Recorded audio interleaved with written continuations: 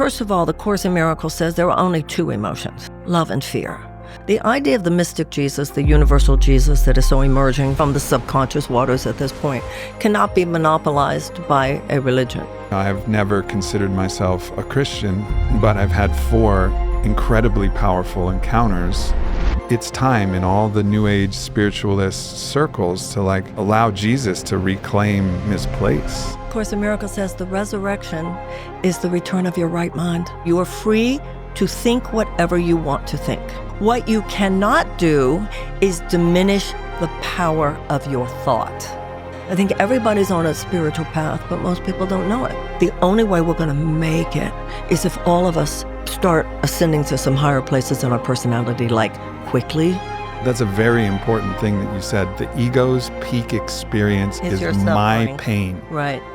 Wow. I can feel that there was deep pain. You wake up every morning and it's like being in a back alley and somebody's beating you up, your emotional body. What lie is going to be said about me? Politics doesn't make any difference. Tell that to the 1 million people that we killed in Iraq. If you know what changes one heart, you're the one who knows how to change the world. The next evolution, this is a part of it. Yeah, we it absolutely have to is. allow ourselves to be digitally crucified to whatever degree we are, so that we can also go through that transformation, but also support what our heart calls us to do.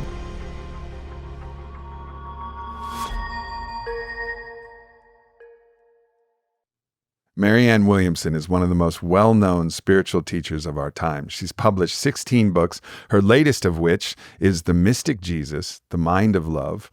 And so right here before Christmas, we're going to talk about the real essence of Jesus, of the Christ, and all of the lessons she's learned on the spiritual path, as well as tapping into the deep feeling tones of what she experienced in her presidential run.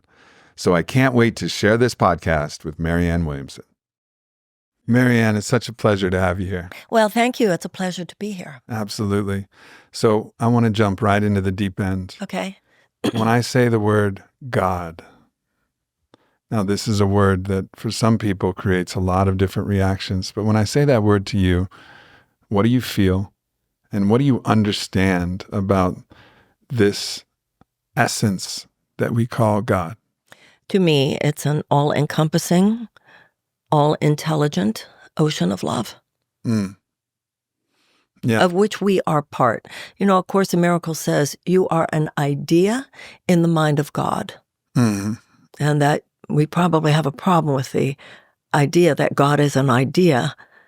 We probably have a problem with the fact that we are ideas, but deal with it, because once you do, everything opens up. Right.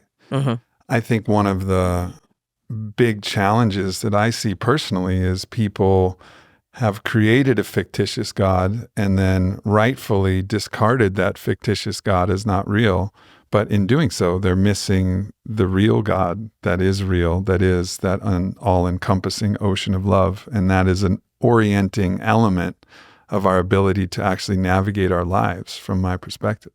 Well, yeah, God created us in his image, which means it's in his imagination, which means it's imagery within his mind. And instead, in our arrogance, we created a God in our image.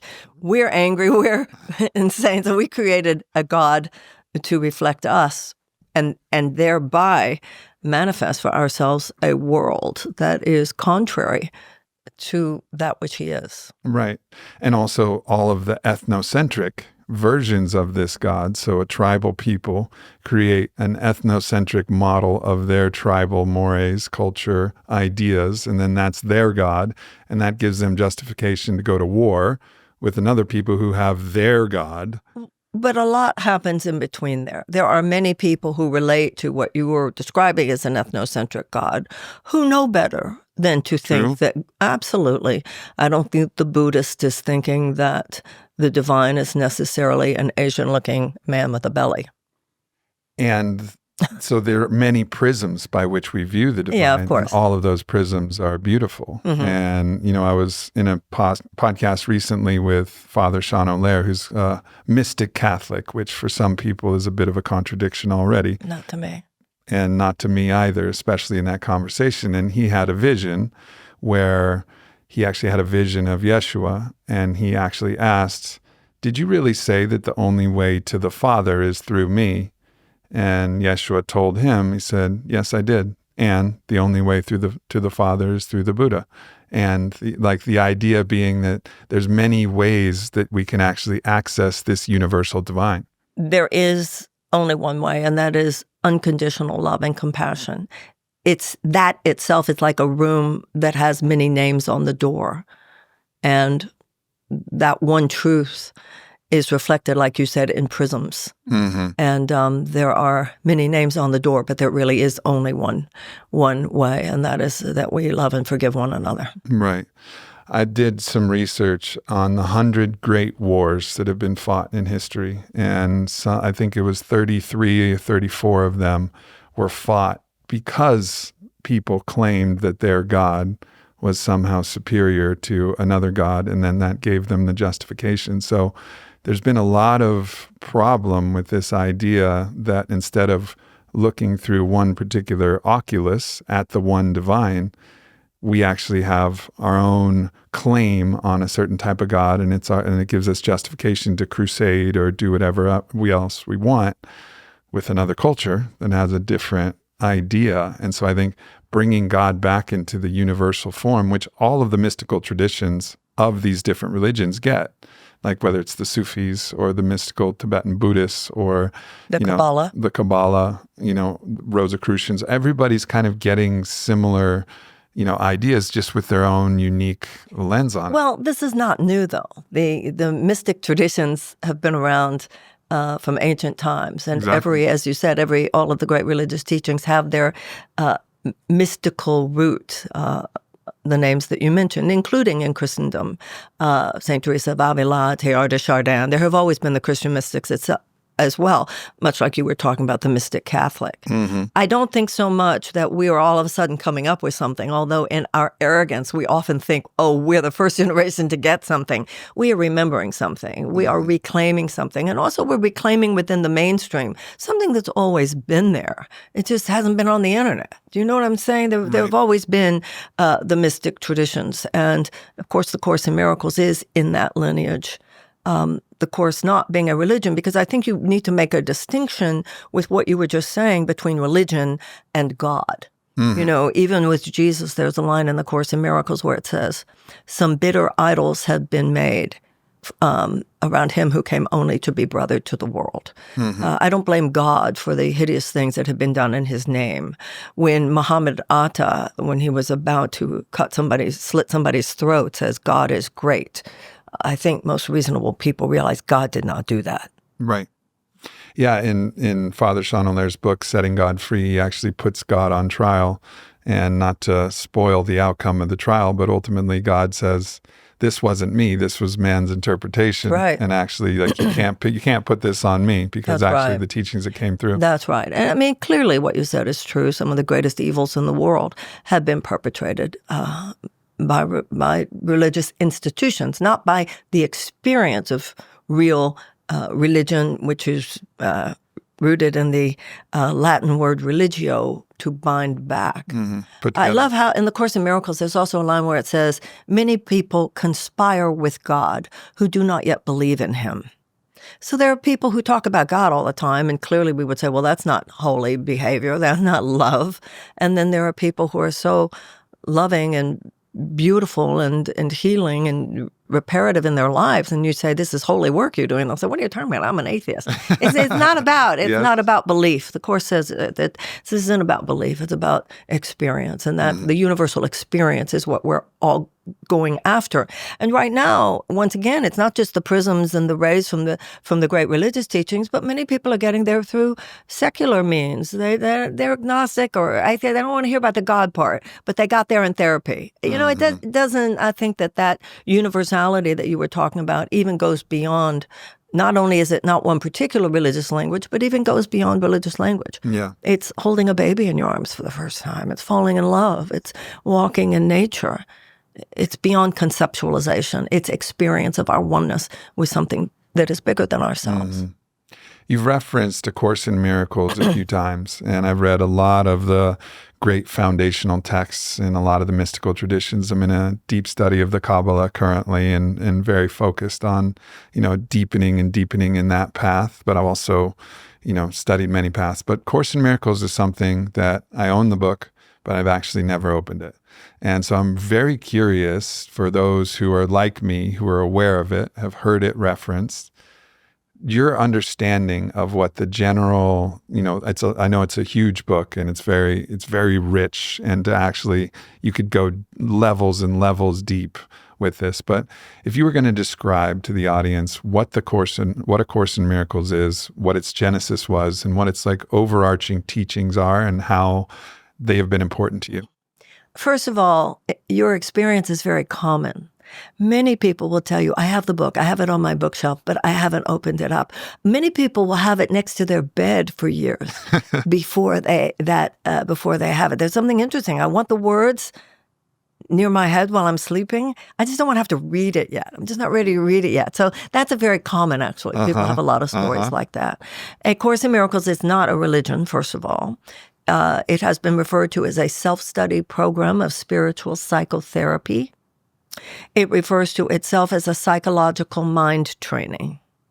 And it's basically a course in forgiveness. It's about dismantling a thought system based on fear, and it's a training in dismantling the thought system based on fear that dominates this world, and then accepting instead a thought system based on love, which is 180 degrees away from the thinking that dominates this world and really forms the only way to escape the insanity that results from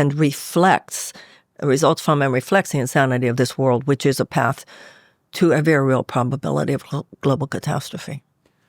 Yes, I think one of the teachings that's been transmitted to me by my brother Ted Decker, who's a Christian mystic himself and a famous author, is he says often, there is no fear in love, and actually he puts those in the opposite force. Love being this ultimately expansive force that is opening, and fear being contracting.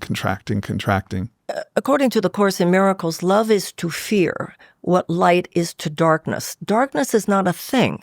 It's the absence of a thing. And fear is not a thing. It's the absence of a thing. So the way to replace darkness is to turn on the light, not to hit it with a baseball bat and try to analyze it away. And the way to get rid of fear is to turn on the love. Where there is forgiveness, there cannot be fear. But also, remember, when you first asked me at the beginning of our conversation to describe God as I understand it, one of the words was all-encompassing. So what the Course in Miracles says is that what is all-encompassing can have no opposite. So when you're actually thinking without love, you're actually not thinking, you're hallucinating. So this world that appears as contrary to God, although illusions are as powerful in their effects as is the truth, I mean, it's a three-dimensional reality and so forth, while it is manifest, it is not ultimately real, because only love is real. And in any moment, we're taught that in any moment that you will know that. Just be still and know that. This isn't the ultimate reality. This person loves you. They just don't know it. This person is innocent and pure love. They just are so out of contact with that, and they don't know in this moment how to express that and get their needs met. But if you just know it and remain awake to it, it will literally remind them and also free you from being at the effect of that which you no longer believe is real anyway. So that's the essence in the Course, that only love is real, nothing else exists. I mean, it exists in a three-dimensional reality, but this is all an illusion, or what Buddha called Maya. So help me understand this a little bit, because to me it would seem that the absence of love could be apathy, but not necessarily fear. It seems like something else would have to come in to actually take you from apathy, despondence. But, first of all, two things about that. First of all, the Course in Miracles says there are only two emotions, love and fear. So anything that you could say apathy. By the way, words, the Course says, are at best but symbols. Amen. We're just talking about symbols here. So apathy, I think apathy is an interesting one because somebody might say, well, that person's apathetic. Another person might say, it appears to you as apathy. It appears to me as absolute paralysis because they're so terrified. Look at a lot of the politics. People appear apathetic. No, they're just frozen. It's like a muscle cramp because they don't know what to do. Right. So the affect is apathy. And it's really sometimes that they care so much. Mm-hmm. Yeah, I think that... The human spirit is never apathetic. Yeah. So by definition, apathy, and once again, as long as you know, there are really only two categories here. Apathy, if you dig into anything, what are you afraid of? What are you afraid of? What are you afraid of? So it's almost like a calcification, petrification. Yeah, it is. Because of fear. Literally. Yeah. Literally. That on the level of consciousness, just on the level of the body, a muscle can cramp. Or the things fight, become calcified. flee, freeze Absolutely. response that comes from fear. Absolutely. That's kind of Exactly. a form It's of the same thing. It's the form of Right. the freeze, Right. the freeze model. Mm-hmm. Whereas oftentimes we would see it in the fight or the flee response and say, Same oh, thing. that's fear. But actually, Same thing. That makes a lot of sense. All right. So how does, and I know that you have a new book coming out called The Mystical Jesus. Yeah. The Mind of Love. It's already out, yeah. Oh, beautiful.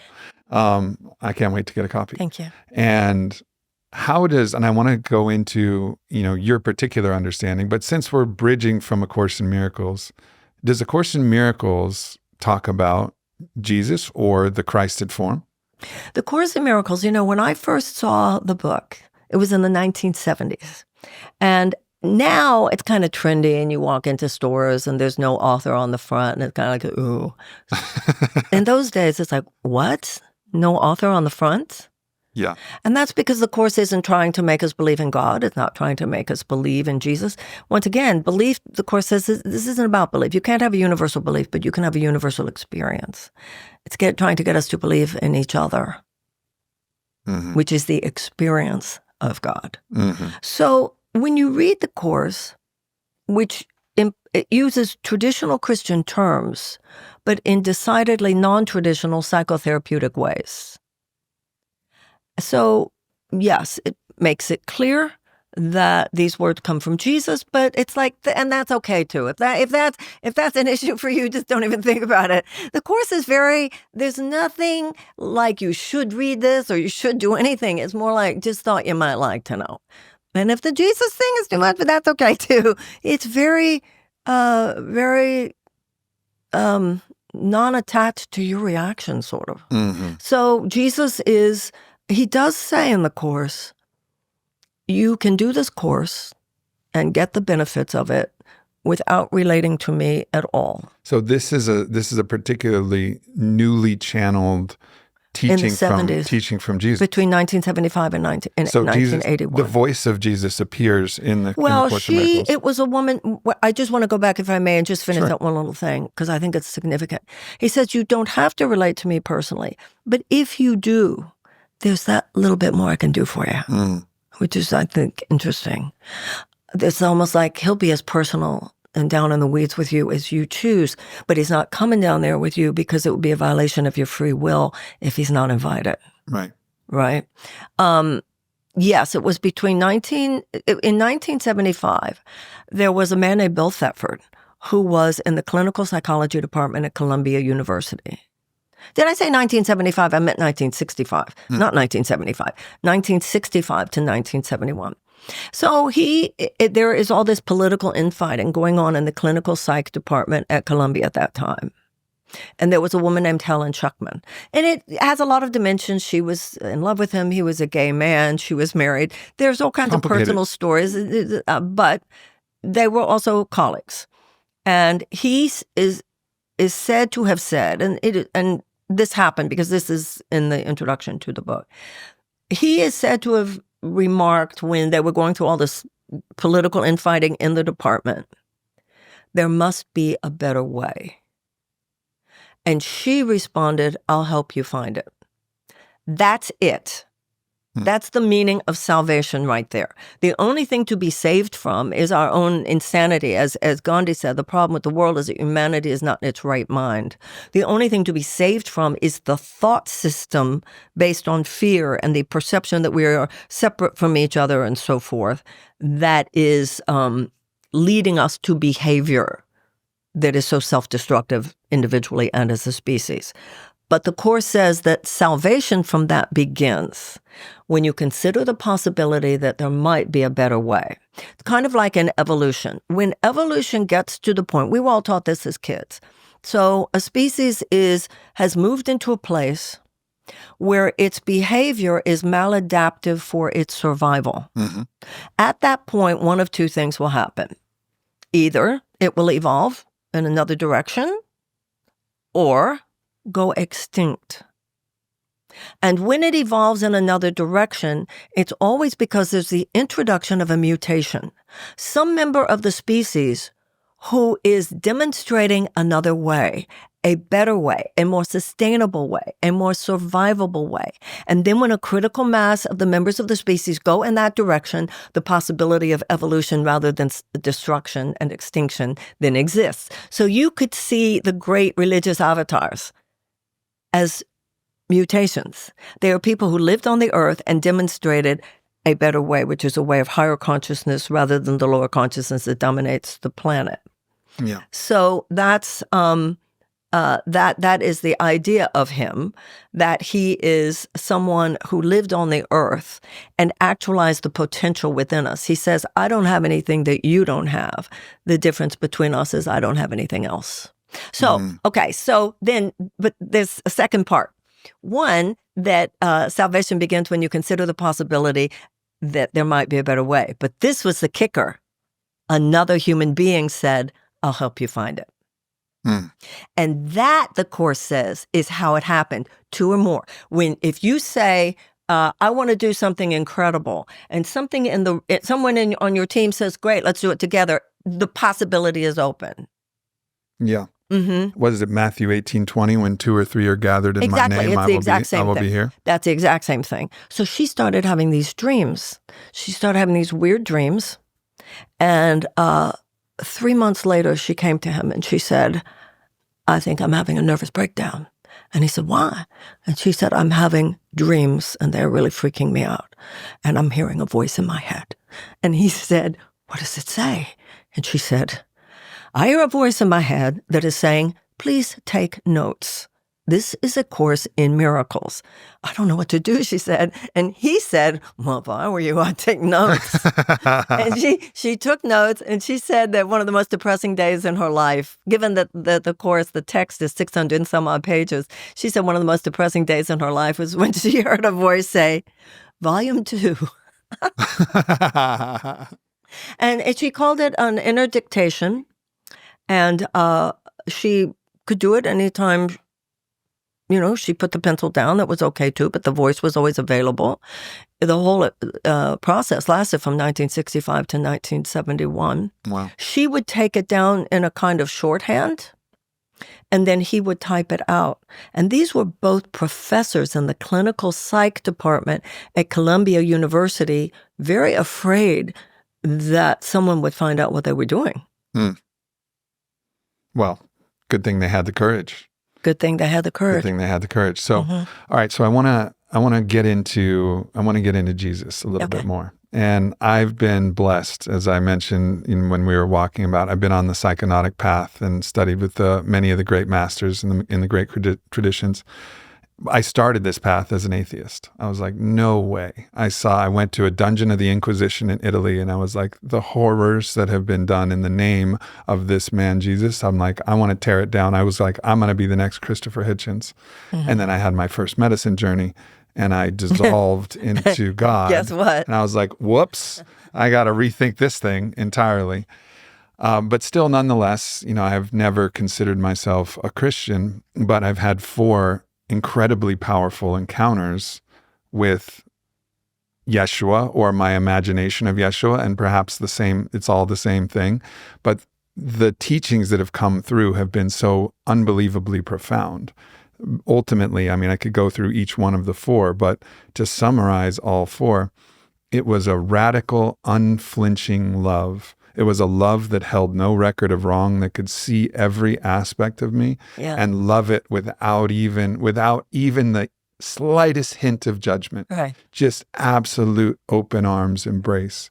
Radical, radical love. Right. I mean, so unbelievably profound. Now, so this is to me what I know of Yeshua. So when people talk about Jesus and there's a lot of fundamentalists like Jesus is the way, I'm like, I love Jesus. Like high five Jesus. We may have different ideas about it, but Jesus is, I mean, he's the best.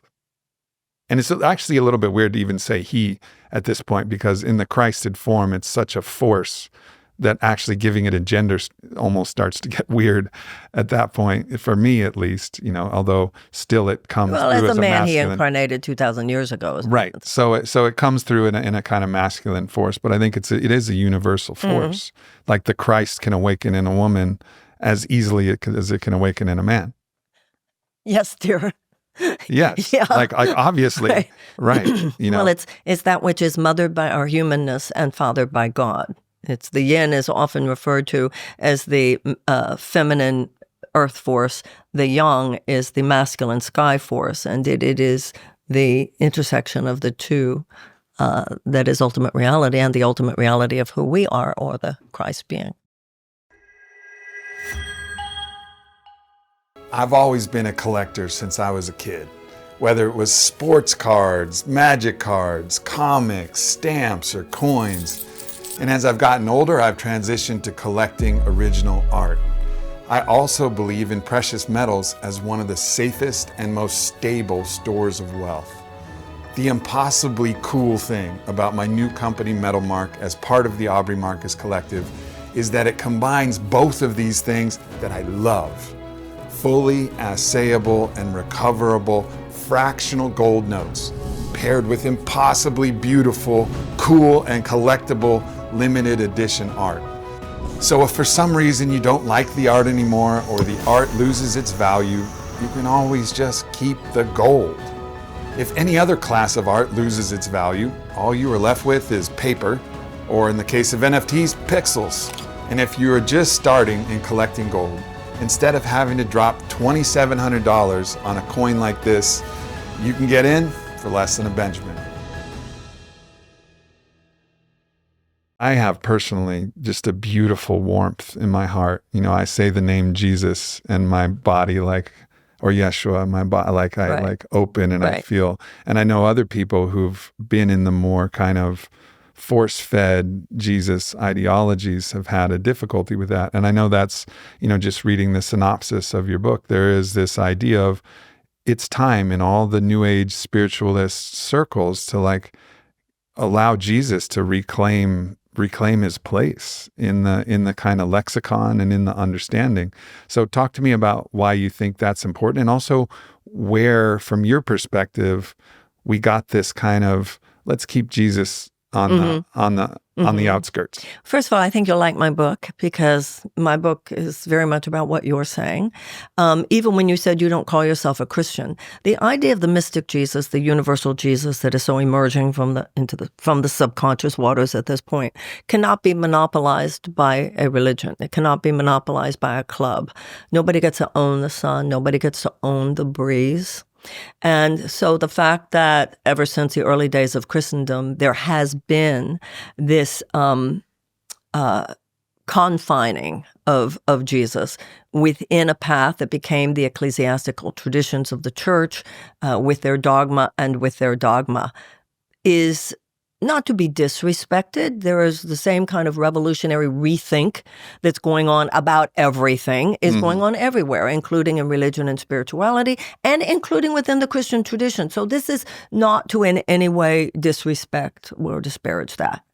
There has been, however, from the earliest days after the birth and death of Jesus, I don't know if you've ever read Elaine Pagel's the Gnostic Gospels. I think you'd probably like it a lot. Little bit, yeah. So since the early times, there have been the mystics, the Gnostics, who were literally and figuratively sort of driven into the hills in the centuries and centuries ago. That's why the discovery of the Nag Hammadi manuscripts, the Dead Sea Scrolls, and all of those that things that were edited so out important. of the Council of Right. Nicaea. So now many of us feel, and not just within the New Age or higher consciousness movement, I think this is a global phenomenon because this rethink is everywhere. It's rethinking politics, rethinking business, rethinking health, rethinking the body, rethinking the mind. So of course we're rethinking religion and spirituality.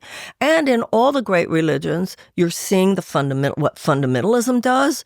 You're seeing the evil shadow that can come from that, and you're also seeing the reemergence of a universal sense of all of these things. And a lot of people, the image I use in the book is like, to many people, Jesus had become like you imagine a big museum and you're up on the third floor and there's this room. It doesn't look like anybody's dusted in however long. And there's this case over there. And he's this thing locked up in a case. And people are saying, wait a minute, why can't we just let him out of that? And that's really how my book came to be written, because my publisher said, people are calling, booksellers are saying, people want books about Jesus that aren't specifically tied to Christianity. So when you said you don't call yourself a Christian, I'm Jewish.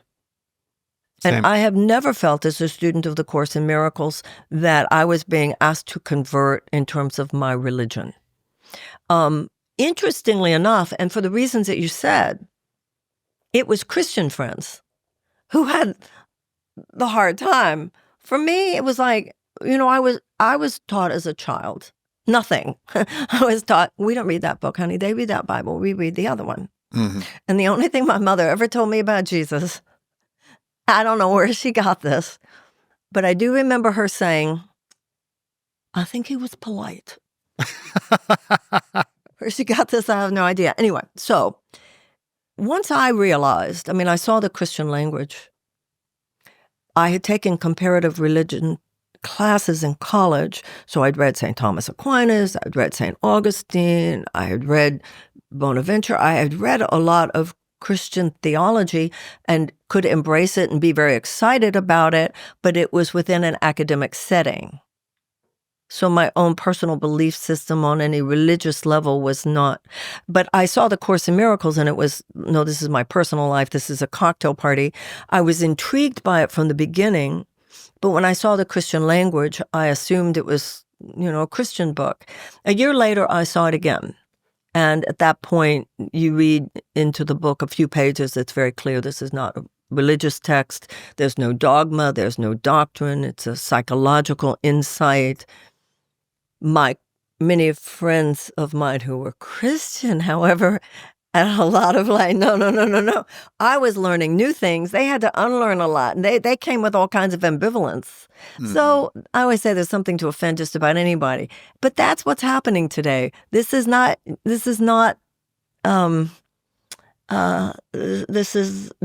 a Jesus, and it is not these terms filtered through dogmatic or doctrinal, institutional, ecclesiastic concepts. That's not what this is. The Course in Miracles says psychotherapy and religion are at their peak the same thing. We're talking about a healing of the mind. Yeah. So you mentioned the Gnostic texts, and they talk about the demiurgus. And talking about the what? The demiurgus, the demiurge, which is this kind of willful force of deception, destruction, fear creating, fear generating, but a kind of willful force. In the Bible, of course, that's Satan, Hasatan, the opponent, the father of lies. So how do you approach that in your own life, dealing with these ideas that there's this force, Yeshua, polarized on one side of pure forgiveness, pure compassion, pure love, and then this other force that is willfully intending deceit and sowing seeds of... So, the Course in Miracles says, you are totally free to think whatever you want to think. You are an idea in the mind of God. All of the attributes of God are within you, including freedom. The only difference between you is he created you, you did not create him. Therefore, you are free to think whatever you want to think. What you cannot do, however, because nothing God created can be altered or destroyed. What you cannot do is diminish the power of your thought. Wow. So if you choose, which we are all choosing every moment, either consciously or unconsciously, if you choose to think with love, literally miracles occur, which means as long as there's love in a space, the universe is self-organizing and self-correcting, and we're going to understand each other, and we're going to create something good for people, and people are going to hear it, and it's going to be all kinds of good things are going to happen. But if you choose to enter the situation with anything but love, you will deflect the miracles that would otherwise have occurred. Mm-hmm. Now, a wonderful thing there is that the miracles that could have occurred will be held in trust for you until you are ready to receive them. Meaning once you recognize, oh, I blew that by thinking unlovingly, another situation will come up. Now, it might seem to you, well, okay, so you go into a situation and you weren't your best, you were a little selfish, you were a little self-referential, you weren't really thinking about them. Okay, it's not the worst thing in the world.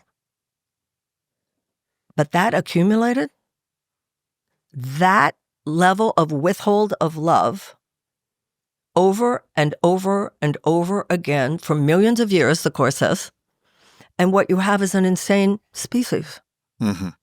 And so it is all coming from fear, but to say that it's coming from fear doesn't mean people shouldn't be held accountable, and doesn't mean that there is not a way out of that. Right. So the ego, the Course says, is suspicious at best and vicious at worst. The point is there's no such thing as a neutral thought. Now, that's really important because I think a lot of people, and you see this in American society, hey, man, I'm not trying to hurt anybody. It's not enough to not being trying to hurt anyone. If we are not proactively, like if you wake up in the morning, this is why you pray in the morning, it's why you do yoga in the morning, it's why you meditate in the morning, because you are taking control of your mind, you are directing your subconscious. I want my thoughts, this is my kingdom, my thoughts, I want my thoughts to go in the direction of love. If I do not, the power of my mind is still going to be active. But if I'm not proactively placing it in the service of love, it will be used to project fear. Your mind is always at work. Every thought, the Course says, takes you and everyone around you straight to heaven or straight to hell. Not as places we go after we die, but as emotional states. One emotional state arises from an awareness of our oneness and inner peace, and yeah, things are good, this is nice. And the other emotional state is anxiety and fear and depression and angst and agita. And that's how powerful we are. And the Course in Miracles says you achieve so little because you have undisciplined minds. And discipline and disciple come from the same root. Just like when you go to yoga, right? You're training you want to be in the correct position. You want your muscles to go in the correct position. It's like the yoga of the mind. What is the correct position?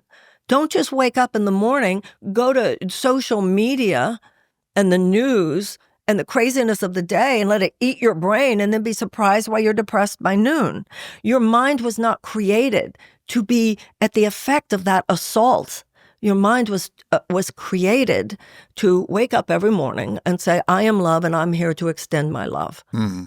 And that is the meaning of every moment. But I was taught from the time I was a baby to see it differently. So I have to unlearn the thinking of the world, and then you discipline yourself. When you go to the gym, right, after a certain age, if I'm not working to keep my muscles up, they're headed down. There's physical gravity. So there's also psychological and emotional gravity, particularly intense today. So if I'm not doing the repetitions, doing whatever, the anti-gravitational work, then the gravity of anger, the gravity of fear, the gravity of depression, the gravity of jealousy, the gravity of all the negative maelstrom of what's so prevalent today will take me down unless I work it. It's no different than physical exercise. It'll work, but you have to work it. Yeah, the universe has been a ruthless teacher for me in this. Any action I've taken in fear is bound in fear and is bound for some kind of failure. Now, you say that. It has been similarly ruthless for everyone because the universe doesn't work any differently in your case than anyone else's case. Sure. However, most people are anesthetized. The anesthesia of, and you've had some awakening experiences, so that you awaken from the anesthesia. Right. But there are so Sometimes. many ways. Yeah, and we're human, and we have our moment. Obviously, that's part of understanding and mercy we show ourselves and each other. But there are so many ways that we dull our spiritual senses. I think everybody's on a spiritual path, but most people don't know it. The Course in Miracles says it's not up to you what you learn. It's up to you only whether you learn through joy or through pain. So when it's time for you to learn something, the opportunity to learn it, get rid of that particular aspect of your personality, it's not working, whatever it is, to hone yourself into the divine actualization. If you continue in a direction of lovelessness, it will appear ruthless. And that is what I think is so sobering about this moment in our history as a species. Yeah. And I think something is happening. I think this is an extraordinary moment, because I think that I don't know anybody not going through stuff right now, because it's almost like the universe is saying, hurry up, hurry up, hurry up. You've got to clear that part of your personality. The only way we're going to make it is if all of us start ascending to some higher places in our personality, like quickly. And so we're all going through, I think, what we need to go through to be the people that we need to be in order to collectively rise to the challenge of this time. Yeah. Otherwise, there's no guarantee that there will continue to be survival of the species, any more than there's a guarantee that if you drink that much, that's why we have sage interventions. Yep. You violate your body enough with drugs or alcohol, your physical survival at a certain point will not be guaranteed. And we need to get out of our magical thinking that the survival of our democracy is guaranteed, or the survival of our species or of our planet. But I think that even in the last 3 weeks, with what's been going on in this country, there's a lot of growing up. There's a lot of waking up and growing up. Mm-hmm. I agree. In the, I used to always say that, it's the 11th hour, but it's not midnight yet. But now it's about 11:58. Mm-hmm. But it's also true, if you read the ancient Greek playwrights and Deus Ex Machina, do you know Deus Ex Machina, right? Mm-hmm. So I used to think, well, God shows up, the Greek God shows up at the, at the very last minute. What kind of God would, wait till the last minute after you've been so terrified and show up? Then I think matured into the realization, it doesn't mean God's like this cruel guy is just playing with you. It means that it takes that long for us to receive it. We have to get to that point of desperation before we get down on our knees and so I think that this spiritual explosion is all part of this. All these things are connected. Yeah. It's the ultimate intersectionality.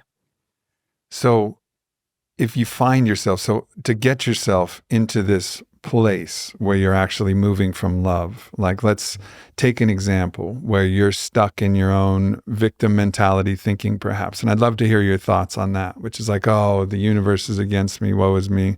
A lot of this disempowered thinking that ruminates and then spirals and brings you into this kind of negative space. There's one element, which is an act of will, to actually will yourself into different thought.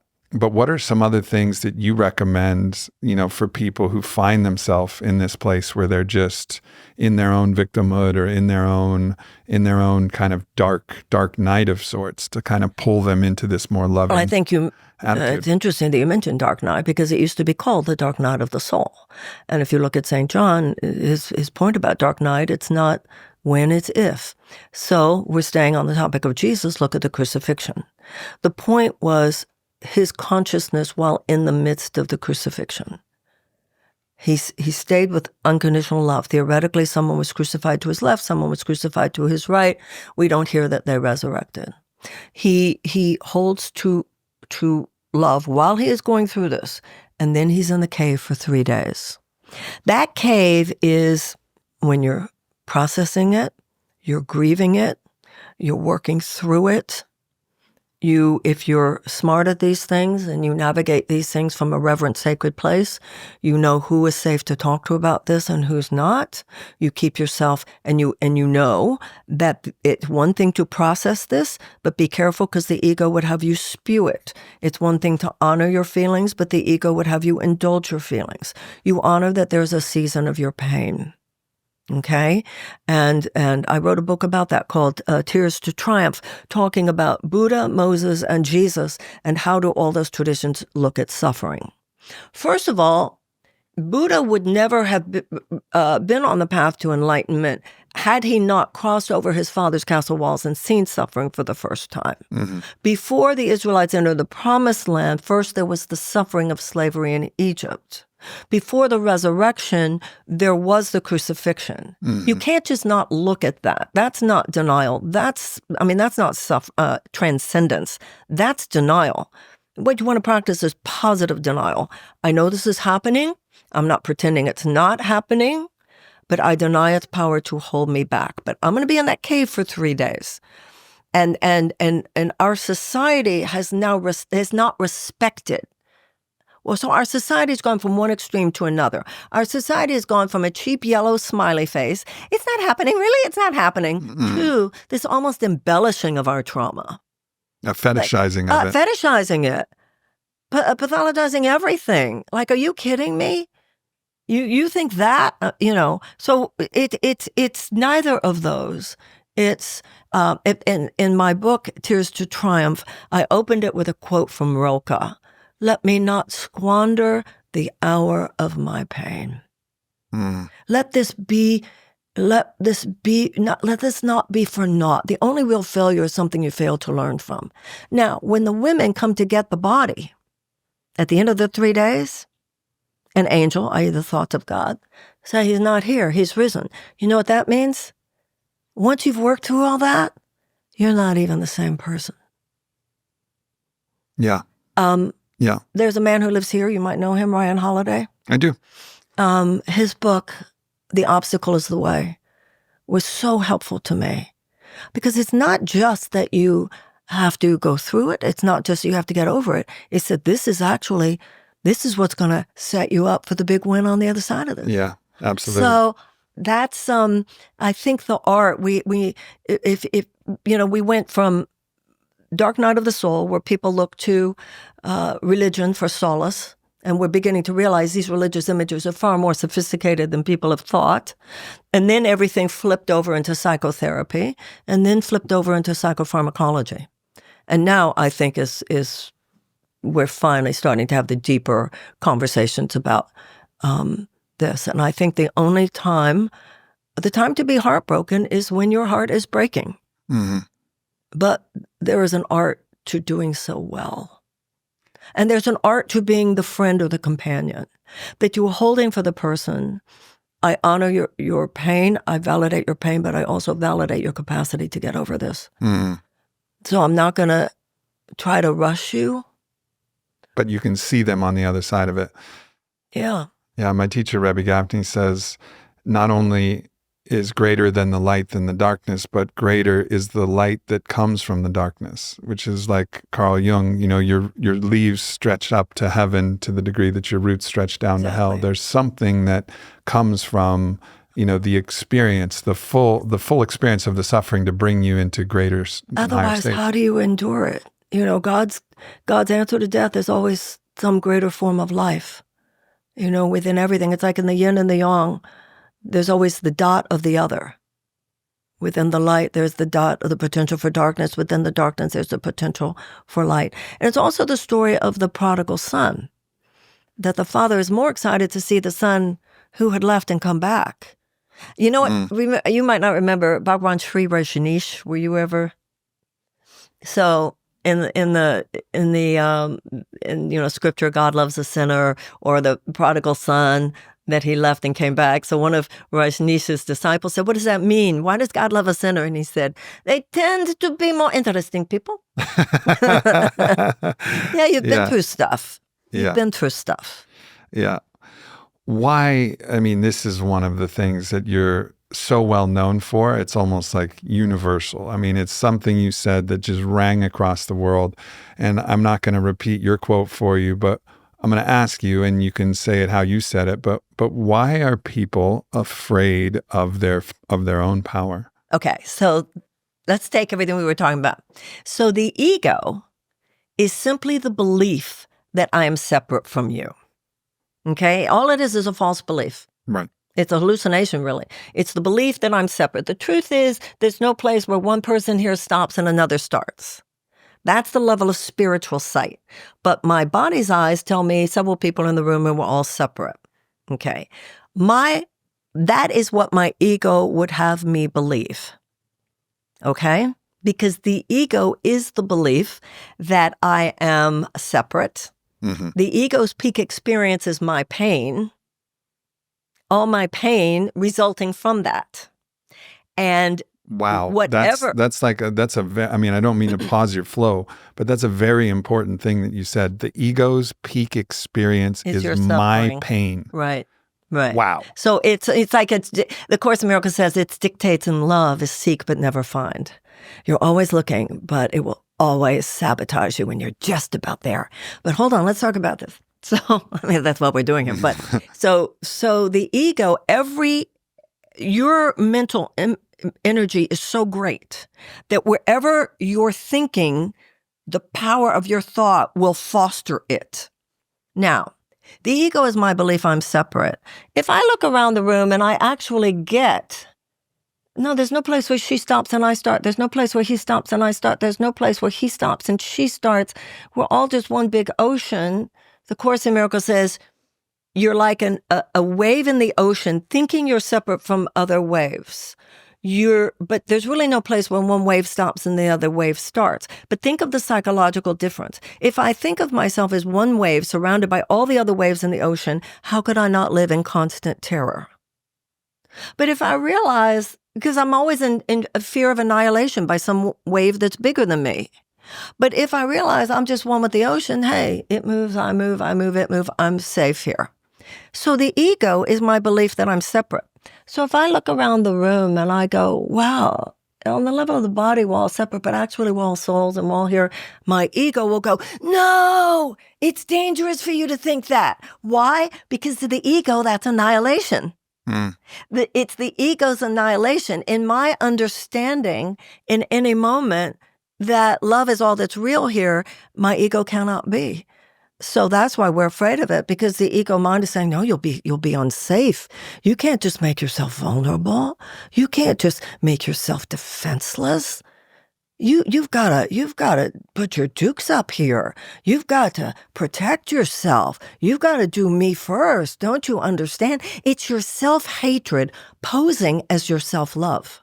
Oof. So I know. It is the ultimate mind fuck. That's what the ego is. Yeah. So of course it says you can't just surrender and walk into a room and love everybody. You'll never make any money. You'll never have a life. You'll never have relationships. It's very dangerous out there.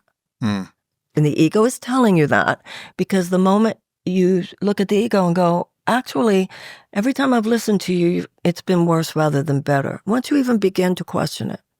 The problem is it's instinctive. We're taught these things from such an early time in our lives so that, as the Course says, natural thinking feels unnatural to you. Unnatural think feels natural to you. You are brought up to instinctively go for the judgmental thought, the blaming thought, the attack, and the defense, and the defense. And that's why, just like with everything else, that's why you work. That's why you pray. That's why you meditate. That's why you do the Course. That's why you do whatever your form of meditation or practice is, to work your muscles, I love the yoga image because it's like you've been sitting this way, no, sit this way. All the energy in your body will be different. Well, there's a correlative to that. And, oh, poor me, nobody loves me. No, why don't you? I learned what I learned, and I'm going to be a better woman now. You'll have a completely different life depending on where your mind goes about the experience. And interesting that you draw in the images of the body. There's been actually pretty profound studies about how changing your posture, like if you get into like a posture with your chest up and your head up, or your arms out in a position of power, your minds, your thoughts, your mind, all things change. Whereas if you get in this kind of hunch, slumped, head down posture, your actual thoughts and feelings will correlate to your body as well. Another actually is just side tangent. People who get so much Botox that they can no longer smile, they've found that messing with something. It messes with their ability to actually experience the emotions, correlated with the face actually moving into a proper, full, radiant smile. Right. So there's elements here between the correlation between body and mind too, that in this Cartesian dualism world that's trying to actually not only separate us from each other, but separate the mind, spirit, and body from each other. And it's all substrates of different densities. And the organization of civilization mirrors that as well. Another body position that's interesting is this. This is the wand. This is direct vertical ascent. So Moses had a rod. All of the wizards had wands. The fairy godmother had a wand. She touches the pumpkin, it turns into a coach. She touches the rags, they turn into a beautiful ball gown. She touches with the wand the mice, they turn into coachmen. And notice it's always with light. So the Course in Miracles says light is understanding.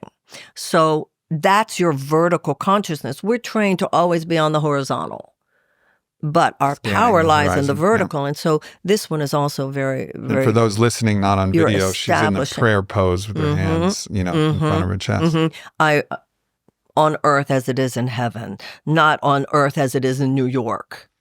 It's on earth as it is in higher consciousness, not anything in the world. It's evoking the image of someone in a prayer pose here, exactly. That's versus my point. Someone pointing. Exactly. You over there, you red, you blue, you this, you that. Right. All of this pointing is actually reinforcing this myth, what Charles Eisenstein calls the myth of separation. Right. It is a myth. It's an illusion of separation. Mm-hmm. And nonetheless, this force, this separating force was part of God's design to allow us to have not individual what the Course in Miracles experiences. Says. Okay, but somehow, in some way, we do have different bodies. We are. Yeah, but let's talk about that moment. Okay, let's talk about it. So the Course in Miracles says it happened millions of years ago in time as you know it, which is interesting. Although in reality, it never happened at all. In reality, it never happened at all because it's just a hallucination. It's referred to as a moment when the Son of God forgot to laugh. And if you ask, the Course says, if you start to ask, well, why did we ever do that? Why did we ever have a thought that was separate? Its response is, basically it says, that's the kind of question the ego would ask. Don't let questions of theology delay you. Go directly for the experience. So the closest you can get to understanding why we ever separated ourselves from love is to ask yourself, why are you doing it right now? Even as I said that, I thought of a situation in my life. That was for me, this last one, because I'm not going to call him. No, he can call me. I'm not calling him this afternoon. No. And so when I said that, that one was for you. Yeah. Yeah. And, I think there's also, there's a beauty in the unique art that we can express as separate incarnations of the one divine, right? There is a unique quality about us, that the way that you speak and write is different than the way that anybody else can, or the way that you can create art, the way that I can write poems, the way that I can sing or dance or whatever. Kaleidoscope. The Course in Miracles says all of the children of God are special and none of the children of God are special. Mm-hmm. And that's the paradox. And it says that the people on the planet who've achieved the most, this is really amazing to me. The people on the planet who have achieved the most have achieved a fraction of what all of us are capable of. Yeah. Except for maybe those like Jesus, who they're already there. Arguably actualized their potential to the fullest. And so in this idea, for me, imitatio Christi, to like imitate what would Jesus do is the more common way. What would Jesus do is Jesus was Jesus all the way. He became the most, he actualized his potential to the fullest degree that he could possibly actualize. And that's the calling, is how do you be the most Marianne that you can be, so that it merges an ontic identity with the divine, so that your will and God's will align. So he says in the Course in Miracles, and this is how I open the book, he says, I am in a state, I don't have anything that you don't have. The only difference between us is that I don't have anything else. I am in a state that is only potential in you. Now, what the Course says is, having achieved that state, the full actualization of the Christ mind. Michelangelo was asked, how do you create a statue? He said, I go into the quarry, I see this big piece of marble. In my mind, God has already created the Pietà. God has already created David. God has already created Moses. My job is to get rid of the excess marble. Okay, so all of us have within us what Jesus has. The difference between us is he has burned through anything not that Christ mind or perfect love. But what the Course says is, having achieved that state, he is then authorized by God. Should we request it? Because if we don't request it, it would be a violation of our free will. But if we request it, he is authorized to actually enter into our thought system. He becomes a psychological guide. So when you said just now, what would Jesus do? The Course in Miracles student wouldn't ask what he would do, would say to him, what should I do? Right. And he says, my mind joined with your mind can shine away the ego. A miracle is a divine intercession from a thought system beyond our own. Mm-hmm. That he, and once again, it's not an exclusive Jesus, but he is actually, the Course says that in the moment that we had that first millions of years ago in time as we know it, although in reality it never occurred at all. In that moment, because God is perfect and answers all problems the moment they occurred, he couldn't force us back to love, because love does not force. In that moment, however, the Course says he created an eternal communication link between himself and his separated sons. It's an aspect of our consciousness, by whatever you call it. Mm-hmm. Jesus is one embodiment of it. To call on him is to call on the Holy Spirit. To call on the Holy Spirit is to call on him. There are other names. And it's a bridge of perception from your neurosis, your craziness, your judgment, your blame, to, oh, I get it. It's not even about me. Oh, I'm so glad. Okay, I forgive him. Let's go to lunch. Right? There is someone and something that can guide you, and he is that, should you choose. And then that goes back to what we were talking about before, that he is that evolutionary elder brother. He is someone, as the Course says, he lived on the earth, but thought only the thoughts of heaven. And mm-hmm. in him, heaven and earth became as one. So in the Bible, when it says heaven and earth shall be as one, that's our evolutionary potential. Now, that's not, the point is this, it's not hard to believe in a room where everybody's being nice to everybody. And when everybody's being nice to everybody, this isn't that hard to practice.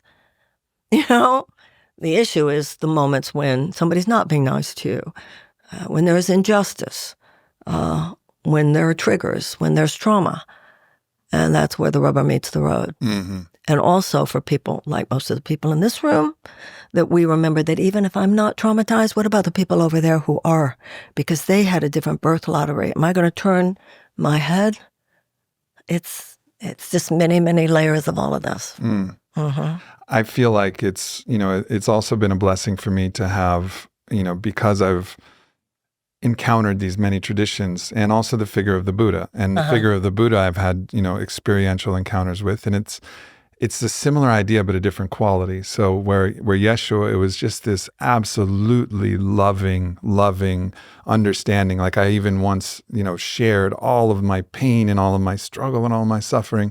And he said the most unbelievable, miraculous thing. He just looked at me and said, "Me too." Oh, and I was beautiful. like, "Oh God." Like it just floored me. That's a And I was great just one. weeping, right? And so similarly, I actually encountered in a darkness retreat. So I went into darkness retreat, 6 days isolated in darkness. And it started to trigger visions after day 3. I was having visions in the absolute black. And I was really going through it because it brings up everything in the subconscious and all the struggles of the ego. Right. And I saw a vision of the Buddha come and appear, and it was shocking. I was like, okay, Buddha. And Buddha just says to me, why aren't you smiling? Oh. And I go, oh. And then Buddha starts laughing, and I go, well, Buddha, why are you laughing? And Buddha goes, why aren't you laughing? That's beautiful. That's so profound. And it was so like, that's so profound. I was like, oh yeah. And he was just reminding me of the choice, like, it's available. Okay, so with the first thing you said, and the Course in Miracles points this out too, the most profound line in the Bible is, Jesus wept. And from a metaphysical perspective, something like the Course, we don't look at, you were bad, Jesus, you suffer, I'll feel better. What kind of God would look at it that way, that he suffered so that you'll be forgiven by God? That's not what the Course says. But the Course does say that the crucifixion was a radical teaching example. There is nothing you can go through that he doesn't understand. Yes.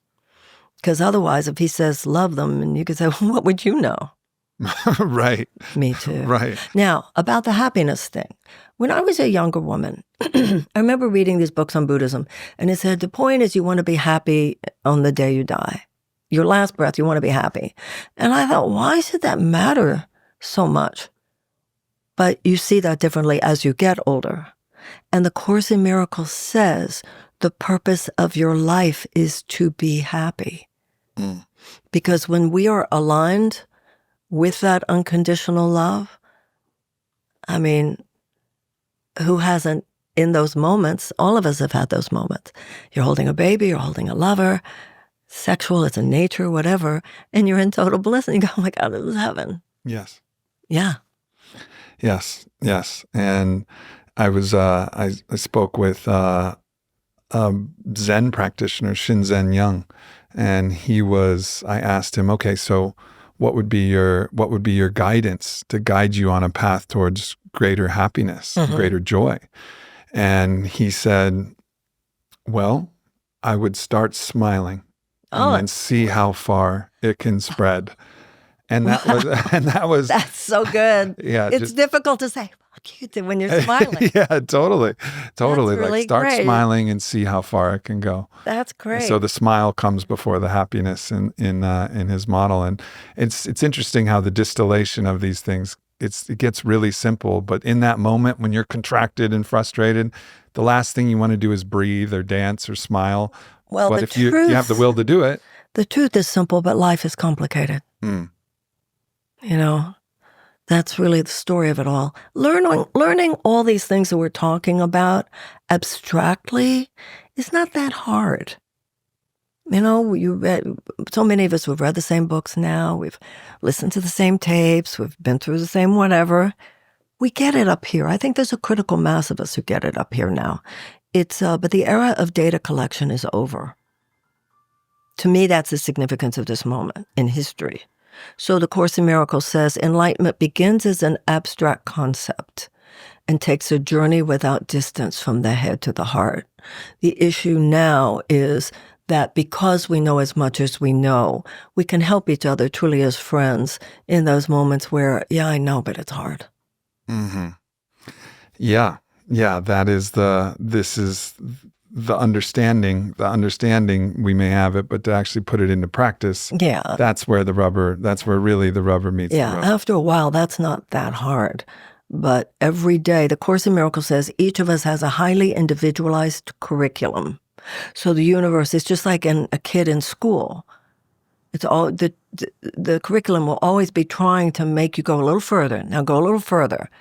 The life is always doing that to us. Okay, the last time this happened, you played it pretty well. Can you do it better this time? But also in that situation, you will be tempted to fall back into old ego defaults. Are you going to be really conscious and get it right? And if you don't get it right, will you atone for that? Will you make amends to anybody? So there is no circumstance that does not involve the learning that is inherent for us in terms of the universe nudging us towards that self-actualized state. Right. So you're someone who's been deep inside the spiritual movement for quite some time, and also the New Age movement. And there's some distinctions, but and subtly. What would be your critique of these kind of this movement in general, and this kind of idea of, there's a lot of ideas around, manifestation, the secret, these different things that are there, which contain there's some real wisdom there. And there's also some things that to me feel a little bit bypassy, a little bit out of alignment. Selfishness and self-reference. And the embellishing, like you were saying, even the fetishizing of the trauma, and which is not to minimize the traumas that we go through, but it's been too much about ourselves, and also a little precious. I think life, even in this conversation with you, you're so respectful of all. You remind me when you were talking a few minutes ago of that book. That book came out years ago. If you see Buddha on the road, kill him. They're like, doesn't be so you know what I mean? Because it's universal force. But I don't see any of that as the shadow of the movement. Please don't get me wrong. That's just the things we notice. But the shadow of the movement has been absolutely, it's all about me. It's all about me. And then capitalism got hold of it. And I think the best among us, and from what I know of you, I think you do exhibit, I admire that you clearly see where a firewall is. There's money-making stuff, and then there's stuff that should not be about money. Right. And that is very conscious and I think important for this time. But boy, to see what has happened in so much of that world where I think people have not seen that firewall, particularly more in the New Age, has disappointed me. Right.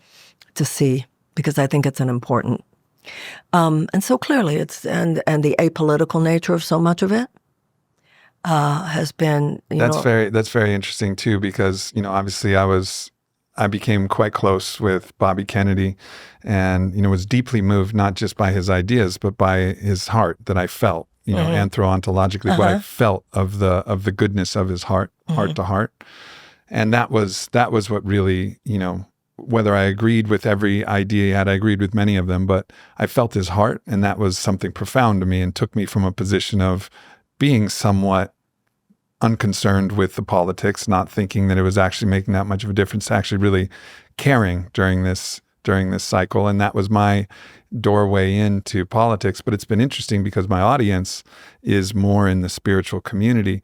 And when I started speaking about politics, they were like, what are you doing? Politics don't matter. This doesn't. Right. It was this really strong pushback from the spiritual community about completely removing, themselves from the political sphere itself. And obviously you made a bold choice that was exactly the opposite and said, I'm going straight in. I'm diving in head first. Well, there's so much to unpack about what you just said. I have long been a critic, I guess you might say, of that apolitical stance of so much of the spiritual movement. Politics doesn't make any difference. Tell that to the 1 million people that we killed in Iraq. Amen. Tell me that politics doesn't matter. You have to be really privileged and probably white to think that. That's number one. And number two, I've always felt that I used to always say to audiences, we are the last people who should be sitting out the economic and social and political questions of our day. We're withholding the gifts of our deeper understanding, because if you know what changes one heart, you're the one who knows how to change the world. And that I think that's part of why I was so hurt by so much of the projection onto me that I was kind of a silly girl, because I don't think that those conversations that we all have are silly at all. I also have felt for a long time, and have said for years in the spiritual community, something's wrong here. The Jews, the Catholics, the Muslims, they start universities, they start food banks. What do? We have conferences. So as we got to the point where we were everybody's writing books and they're bestsellers and some real money is being made. There was no sense of responsibility that comes with wealth, and not just as an individual, but as a group. I consider Bobby a friend, and I certainly agree with what you said about him. The next step is, can we get there about Donald Trump? I saw a movie that really was mind-blowing. I highly recommend it. It's called The Apprentice. Have you heard about it? No. Trump tried to squash it, so it's not out in the theaters, but you can see it on television. And it's called The Apprentice, ironically, the double entendre, obviously, but the fact that he was an apprentice to Roy Cohn. Roy Cohn taught him the 3 rules: attack, attack, attack. Never admit, always deny, and never accept defeat, always claim victory. But this is what's so fascinating about this movie to me, partly because the man who plays him is really a good actor. Mm-hmm. You see where it all comes from, but you don't hate him. Mm-hmm. You get it. You get how deep and dark it is, but you don't hate him. And so I think from a spiritual perspective. Now with Bobby, and I've said this to Bobby, I agree with so much of what he says, and I've been a fan, and so much of what I talked about in my own campaign. I talked about food, and in the Democratic debate in 2020, I talked about a healthcare system versus a sickness care system. We had to look at food policies, environmental policies, and so forth. I just don't know if that deal with, who knows? We don't know what's going to happen, but I couldn't go there. Yeah. I mean, time will tell, and, what I'm hearing is that it's going well. We don't, but we don't inaugurated yet. But we don't know. But we don't know anything yet. It's true. I'm sure going well in terms of yes, and I think there's some sincerity, and also in the 1980s, I'm old enough to remember Donald Trump, like in the 1980s, right? Mm-hmm. And I remember when he would be on television, and he was a little left of center. You would say he was, vulgar and grandiose and all these things. But he was a different, there's so much, I wouldn't have been horrified if you had told me back in those days. This movie does touch on what I've always assumed was the element that is, we'll see. We'll see. I think that anything could happen, and but yeah, the food thing and taking a hammer to that establishment is a good thing, and I support Bobby, and I'm glad that that choice was made. Yeah, amen. Yeah, I mean, I think I'm choosing an optimistic mindset for this, and I think some part of this is I'm curious about your thoughts on this. One, it's important to be aware of all possibilities, right? Any CEO or anybody. Believe in all realities as they occur, starting January 21st. Sure. So so being aware of all of this, but what do you feel like is the power of offering, through your mind, an optimistic stance? Like saying, for me, let's say, and this is almost getting into magical territory, as it would be called. If I say, I believe that potentially, maybe Donald, when that bullet, nicked his ear and whatever he's gone through, that I've seen transformation happen in people. I fundamentally believe in the possibility of transformation. Is it possible that maybe he's transformed? And I'm not saying that I know this for sure, or even that I believe it fully, but I'm choosing to hold that possibility while not denying that a whole other reality could exist. But in my own personal orientation, I'm choosing to believe that maybe there's something better that's going to emerge than what we've seen in the past. I think all of that, but without the magic. So let's deconstruct that. First of all, he is the democratically elected next president of the United States, and that is to be honored. He won. And we know what it was like 4 years ago when People denied it. No, he won. So first of all, there's respect for that. Mm-hmm. And I know for myself, willingness to applaud anything he does that's good. I like the Bobby thing. He appointed a Secretary of Labor who is surprisingly progressive on labor issues. She supports the PRO Act and so forth. He did some good stuff with criminal justice reform when he was president before. And what are you going to do when the military comes out? Anybody here an undocumented person? You're going to hide them in your attic? What are you going to do? You're in Texas. You're in Texas. So Texas is playing this big right-wing game. We're so excited about it. Meanwhile, the industries in Texas are saying, we're not so sure we want those guys gone. So, no, this is not a moment to be in magic. This is a moment to be in clarity and sobriety, deep sobriety. And so all things are possible. And also, do see that movie. Because that movie aligns with how I remember him. And one of the reasons, this movie definitely aligns with things that I have thought.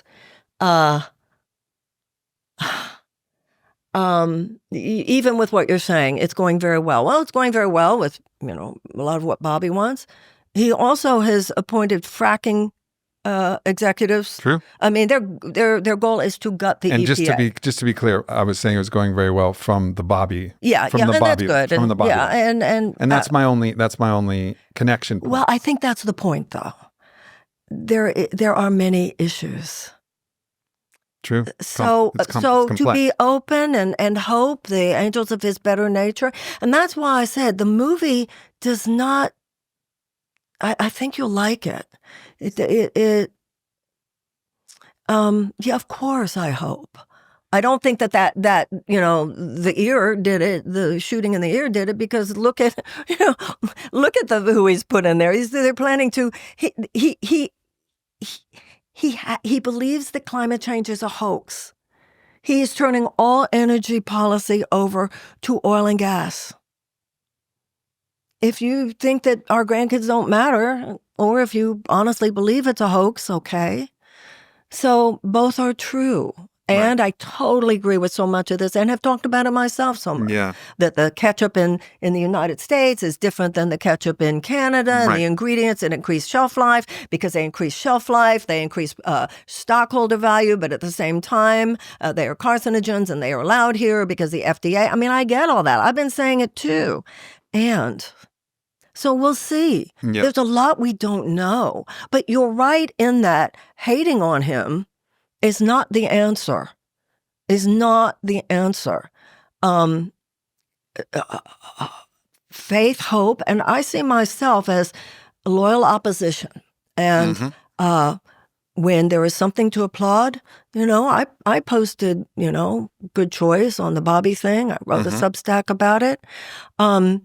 And there are other things. We're in a healthy, free society. We got to stand up. We stand up. We got to stand up. And I'm grateful. I'm grateful for the doubling down on the free speech, for us to be able to fully stand up and speak our mind on these issues. That was another important thing. And I don't want to spend too much more time on this kind of Trump issue, but I want to go back to this idea of, because I remember there was, I had an employee once, and everybody on my team, I had a big team. I created a company called On It, and we had a big team, several hundred employees.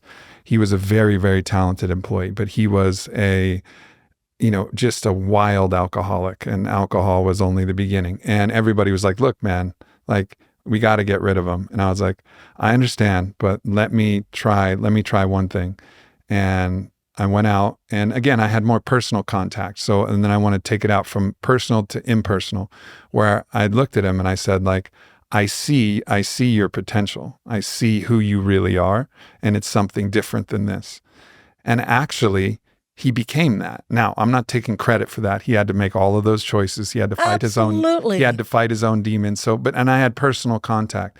But what do you think about this, the ability to hold someone and see them in their potential as this kind of magical act? And I feel that way. And listen, I'm the one who brought it up. It's nice that you can love Bobby. Can you also love Trump? I'm the one who brought that up. Right. So absolutely. Absolutely. And the Course in Miracles says that's the meaning of charity. Charity is when you see we do that with our children. We know what they're capable of. Can you get that way to everyone? Absolutely, you're correct. And absolutely, you're correct about Donald Trump. And like I said, I even have the memory of a time, in my own memory, remembering him in interviews in the 80s. And so for the sake of him, but the sake of my country and the sake of the world, of course. Mhm. And I think I agree with you. Yeah. Once again, I'm the one who said it. Hold faith for his better nature and fight like hell against anywhere where he crosses the bounds. Absolutely. And yes. And he was elected, and that is the choice of the people. And we also, that doesn't mean he's king. We have a president in this country. We don't have a king. And we have checks and balances. And yeah. In when you were discussing, I saw the video that you posted about actually Bobby, joining the Trump campaign and the speech that he gave, and you agreed with him on the things that you mentioned. But you've been in the system. What did you see from media, and what did you see from potentially the Democratic Party itself? What did you see on that side that also kind of made you feel like, all right, this is out of integrity and this is out of alignment? I was not quite as calm in those moments when I was. I saw a profound and almost heartbreaking divergence between the intelligence and decency of the American people and the corruption of our, what I call, political media industrial complex. I saw that the American people are not the problem. We elected Lincoln in this country twice. I feel that we're as decent and intelligent as people anywhere else, no better, but no worse. And I feel people are so ready and yearning, whether they're conscious of it or not, to be called to something noble.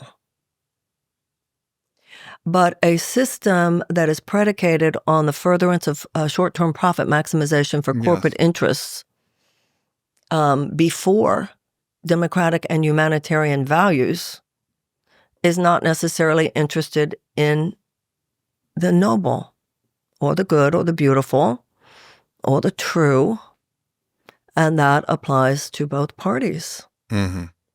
And and I've talked quite a bit about this on interviews and stuff recently, but in 24, even more so than in 20, I saw terrible, I feel it is terrible because it is undemocratic, overreach by the DNC. They're simply declaring there would be no primary, saying that we don't primary an incumbent president. Well, I grew up in Houston, and I remember when, not that I was still living in Houston when this happened, but maybe I was. It was 1968 when Bobby's father and Eugene McCarthy primaried Lyndon Johnson. Yes. And they both did so because of their fervor in protest of the Vietnam War. And that actually made Lyndon Johnson leave the race. Nobody thought that was weird. We just thought it was democracy. So first of all, they're saying there will be no primary. They don't have that right. The traditional role of a political party is to stand back and let the electorate decide who the nominee will be. Right? Thomas Jefferson said the only safe repository for power is in the hands of the people. But, and I'm sure you'd agree with this, you don't have any power if you don't hold on to your own free thinking. So the codependent relationship of Democratic voters to the DNC, well, the DNC says, they just made that up because they decided it was going to be Biden. In order to foster, to effectuate, to manifest the political reality that aligned with that view was to de-amplify anyone such as myself or Bobby who chose to run against him. Right. And their media partners, and among Democrats, it's mainly CNN and MSNBC. Because if a Democratic voter never sees you on MSNBC and CNN, then they don't even know you exist. So they de-amplify who they don't want you to see, i.e. Bobby and myself, and Dean to some extent. And then they create false narratives. And it's always some form of he's crazy, she's crazy, he's a kook, she's a kook. That's the way they do it. Now, and I have said this to Bobby. I said it to him at the time. If I had your name and Nicole Shanahan's money, I would have left too. You know, people would think, oh, he just, you know, he left because he knew it. He's right. I knew it. He said it to me. I said it to him. I got that. But if you don't have someone it's obscenely expensive, Yes. even as it is. So it was terrible. And the bullying, it was brutal. Brutal. And that takes us back into some of the other stuff that you and I were talking about before that definitely applies to my... I'm really interested. Like, you know, you say it's brutal, and I can feel that there was deep pain. You wake up every morning. You wake up every morning, and it's like being in a back alley and somebody's beating you up, your emotional body. What lie is going to be said about me? She told AIDS patients not to take their medicine. She told AIDS patients they got AIDS just because they didn't do her meditations. She's the biggest bitch you've ever met. She's the crystal lady, the kook. You know, I like to think I've had a dignified career. I think no matter, you know, people could come hear my lectures over the last 40 years. I'm not everybody's cup of tea, but I think people would leave and say, she's a decent person. No doubt. No doubt. But once again, that goes back to everything you and I were saying. Wow, what an ego burn that is. You know, I would think to myself in terms of all the spiritual things, just think who I'll be if I can be a person who doesn't care. Wow. So I had to go through all the things that you and I were talking about, including enough is enough. Enough is enough. Tell me about that. And well, I had a choice. Moment. I had a choice, Marianne. You can play it one of two ways. You can sit with those motherfuckers and what they did to me. Poor me. There's a bunch of misogynists. Why was everybody protecting Bobby but not me, including in our community? You know, you can go there. And that choice is the path to being a bitter old woman. Your choice. Or you can work it. You can go into that cave and you can take responsibility for your part, where you were not as savvy as you should have been, where you were not as sophisticated as you should have been, where you should have known better, where you allowed yourself. And if you will atone for your own mistakes and forgive others, you're going to grow from this. You're going to actually be a better woman. You'll be better. Those are your only two choices. You're either going to do the work, atone for your own mistakes and forgive others for theirs, and be better on the other end. And then towards the end of that was when I read The Obstacle is a Way, which was really helpful. So please tell him thank you for that book if you know him, because everything had been the total spiritual conceptualization, you know, for me and my own, you know, trying to practice what I preach. But then that book was very helpful. And then, and I didn't want to be a person, you know, when you have stuff like this in public, then, you know, I don't want to be someone that I would be in a room like this and people would leave and go, it's a shame about her. She's really bitter. You know, it's like, I don't want to be that person. Yeah, you want to be the person who's grown from all of this and become even greater. So I'm not like at 100%, but it's funny, that one that's like, I'm not calling him, he can call me. That's literally today. And I think that we're all going through things that are, you know, my friend Mary Morrissey, I used to be a minister, and she said, there's an old Christian saying, there is no spot where God is not. There's learning, there's growth, so much woulda, shoulda, coulda, but burning through all of that and then deciding, you know, how can this make me a better person? And also, I have to tell you, I have some satisfaction. I was right the whole time.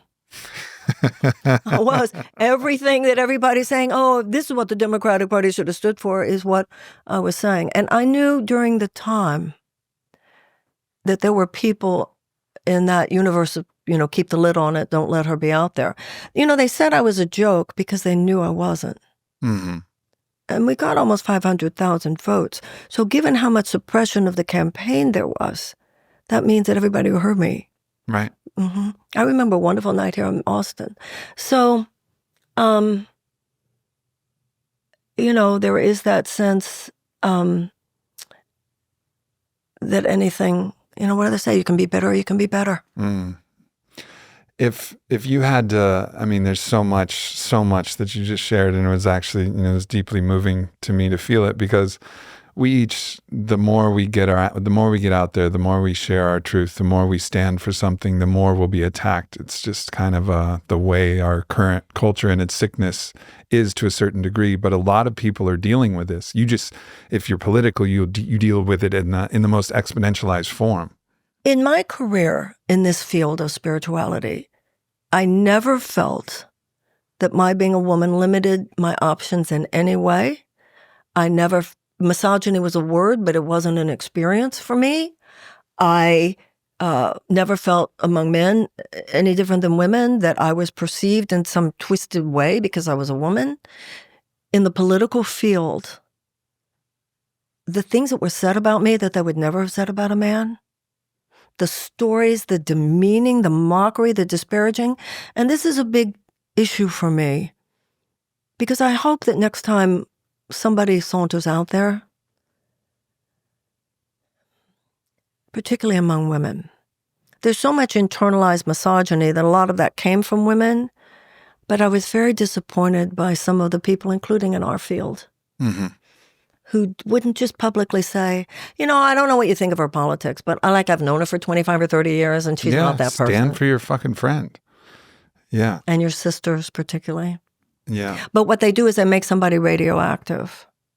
Right. And so then people are afraid, well, if I say something in support of her, I'll be radioactive too. And that might, I'll get fewer clicks and my brand protection. And it goes back to the selfishness of the ego over the service to the greater whole and truth, goodness, beauty, value itself. Yeah. I think this is now the time where we're all being called, if we want to bring about this evolution that is necessary. I think you call it Homo Divinicus or Homo. Yeah, Homo Divinicus. Yeah. So this from Buddha, the next evolution. Yeah. This is a part of it. Yeah, we have to allow ourselves to be digitally crucified to whatever degree we are, so that we can also go through that transformation, but also support what our heart calls us to do. Yeah. The Course in Miracles says the resurrection is the return of your right mind. We all are getting there one aha moment at a time. I think, and this is where I think you and I, it's not just about Trump, it's about the whole thing. Let's have faith here. The Course in Miracles says God's will has never not been done. It's that old, in the traditional reading of the Bible, there's this sense of Armageddon, and Armageddon is this great war. And after the Great War, there will be 1,000 years of peace. But that Great War is indicative of profound global destruction, okay? So if we look at it from a metaphysical perspective, your getting over cancer was your Armageddon, your divorce was your Armageddon, your bankruptcy was your Armageddon, your going through whatever you went through was your Armageddon, was whatever yours. We're all going through these where the war within us, which actually isn't even a war because light does not fight back. It just is, right?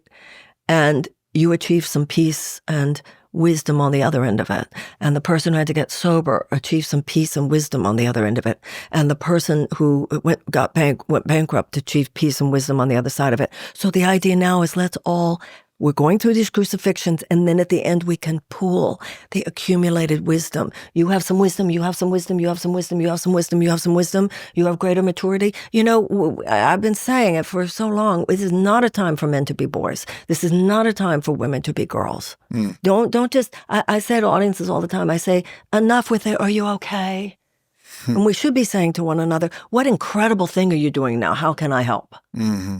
And that's what I think is the self-organizing nature the universe, including in civilization. We're being drawn together with people on our strength, and so we can bypass the global catastrophe. Yes. We can bypass that. I've been through enough of a catastrophe. You've been through enough. You've been through enough. And we can collectively, we don't need a majority. We just need a critical mass. Yep. And the whole thing will turn. And this is where Buddha comes in, because if we do that, we'll die happy. Yeah. Yeah, that's this, in the Lakota traditions, which I've been blessed to be able to sit and lodge with them and hear their songs and, have some of the elders on my podcasts and listen to their wisdom. But that attitude of, it's often condensed as today is a good day to die, but the real attitude, it came from Crazy Horse's Nake Nula Waung, which is I'm ready for whatever's next, which is a fullness of life and a fullness of living, and having said I love you to everybody you need to say I love you to live in a state where you've expressed yourself so fully that if it is your day, Nake Nula Waung, I'm ready for whatever's next. That's so beautiful. And will you write down those words for me? I will. Text them or something? I will. I'm ready for whatever comes next. Mm-hmm. Two things come up for me. Carl Jung said, the failure to deal with the topic of death robs the second half of life of its meaning. Oof. Mm-hmm. Yeah, the other one was an experience I had. I had a best friend named Richard. And I think it was after I ran for Congress or something. And Richard had always said to me, you do anything political, I don't want any part of it. He had always said that to me, so it wasn't like news. But he was true to his word.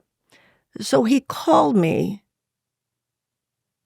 I think it was in a hotel room, and we talked on the phone, and we started having an argument that you call me now and you weren't here for me and blah, blah, blah. And I can't remember exactly what he said, but we were like best friends. So, saying, fuck you, Richard, wasn't beat or whatever. Right. And we got off the phone. I was really angry about it. And I almost emailed, fuck you, Richard. And I knew he would know it, I loved him. But even that I said, I'm not going to do that. And you're never supposed to do that. The next morning I got a call, he died. If I had done that, how I would have felt. And I didn't do it. Yeah. Because that was, no, don't do that. But I had that thought. Right. And I'd always read, never, with married couples, never go to bed without, saying, I love you. But I'm so grateful. And that has always been very meaningful to me. Clean it up now. Clean it up now. You never know what's going to happen. You never know who's going to disappear. You never know. And I think partly getting older does that too. Your friends start getting sick. People are dying. So whatever comes next, may I be clear enough that I can not only be receptive to what comes next, but not be carrying the baggage of my own unloving thought and behavior. Yeah. Beautiful. Beautiful. This has been such a pleasure. Oh, you too. It's great to talk to you. Thank you. It's been so great to talk to you. Is there anything, we've talked about your book that's out, The Mystical Jesus. Yeah. And anything else that you'd like to share with people? Any final thoughts or any kind of final things where people could dive a little further? No, people can, if they're interested, people can go to my website at marianne.com. I'm going to be doing a metaphysical Christmas seminar on December 15th. We've all heard people say that if you have a dream, every character in the dream is an aspect of yourself. So like what I do in that particular book that I'll be doing on that day is every aspect, and that's true of the Old Testament, true of any scripture, is an aspect of yourself. Mary is an aspect of yourself. Joseph is an aspect of yourself. She's the divine feminine. He's the divine masculine. Herod is an aspect of yourself. Mm-hmm. The three kings are an aspect of yourself. And the idea, of course, in that book is that just as Jesus was a man, the historical read on all that is that Jesus was a man 2,000 years ago. There's nothing here about disrespecting that. But as we go deeper, we realize that he's as alive now. He says in the Course, prove that I didn't die in vain by proving that I did not die. That every moment our hearts are opened in love, he is born into the world. And so, just like, when Carl Jung said, if you go deep enough into your mind and deep enough into mine, that there are mental images that we all share. So when you look at the Christ mind from a metaphysical perspective, it's if you go deep enough into your mind and deep enough into mine, we all share the same mind.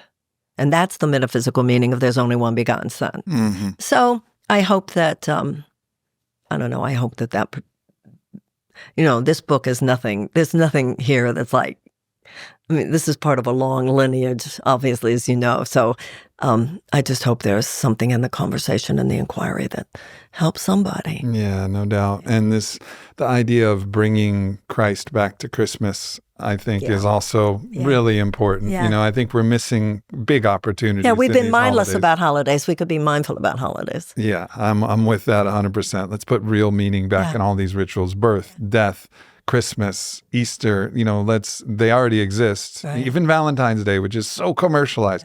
Let's make it something. Oh, I love that one. Let's make it something really about love, an outrageous love. That's great. Let's help do you find something with it. Yeah, exactly. Good.